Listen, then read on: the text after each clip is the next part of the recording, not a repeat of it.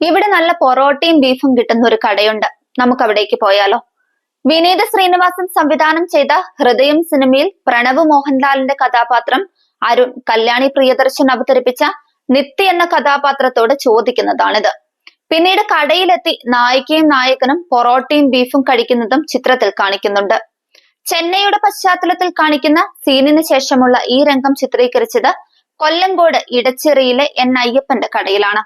ഭക്ഷണം വിളമ്പിക്കൊടുക്കുന്ന ഷോട്ടിൽ അയ്യപ്പൻ അഭിനയിക്കുകയും ജീവിക്കുകയും ചെയ്തു.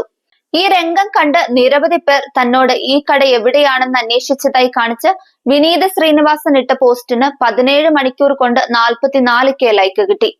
ഈ പോസ്റ്റ് കണ്ട് കൊച്ചിയിൽ നിന്നടക്കം നിരവധി പേരാണ് അയ്യപ്പേട്ടന്റെ കടയിലെത്തിയത്. ഉച്ചയ്ക്ക് 1:30 തന്നെ ഊൺ തീർന്നതിനാൽ പലരും നിരാശയോടെ മടങ്ങുകയും ചെയ്തു. രുചിക്കോ മണത്തിനോ നിറത്തിനോ കൃത്രിമ മാർഗങ്ങളൊന്നും ഉപയോഗിക്കാത്ത അയ്യപ്പന്റെ കടയിലെ ഊണ് സിനിമാക്കാർക്കിടയിൽ പ്രശസ്തമാണ്.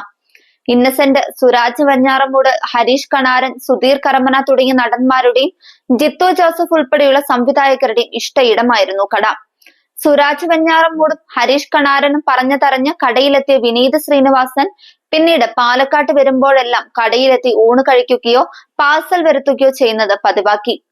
അയ്യപ്പേട്ടന്റെ കടയെ സിനിമയിൽ എടുക്കണമെന്ന ആഗ്രഹത്തിനൊത്ത സീൻ ഹൃദയത്തിലാണ് വന്നതെന്ന് ചിത്രീകരണ സമയത്ത് വിനീത് ശ്രീനിവാസൻ പറഞ്ഞതായി എൻ അയ്യപ്പൻ പറഞ്ഞു.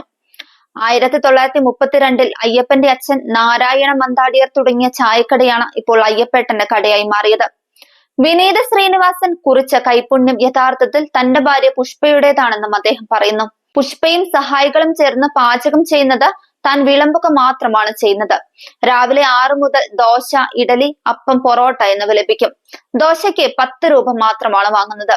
10 രൂപയ്ക്കുള്ള പൊറോട്ടയ്ക്കൊപ്പം സൗജന്യമായി വെജിറ്റബിൾ കുറുമയും ലഭിക്കും. രാവിലെ 11 മണി കഴിഞ്ഞാൽ ഊണും തയ്യാറാകും. മിക്കവാറും ദിവസങ്ങളിൽ 5ഓ അതിലധികമോ കറികളും പായസവും ഉണ്ടാകും. സ്പെഷ്യലായി മീൻ വറുത്തത്, ചിക്കൻ കറി, ചില്ലി ചിക്കൻ, ബീഫ് കറി തുടങ്ങിയവയും രുചിക്കൊപ്പം ഹൃദ്യമായി പെരുമാറ്റവും ജനങ്ങളെ വീണ്ടും വീണ്ടും കടയിലെത്തിക്കും. കടയ്ക്ക് പേരോ ബോർഡോ ഒന്നും ഇപ്പോഴുമില്ല.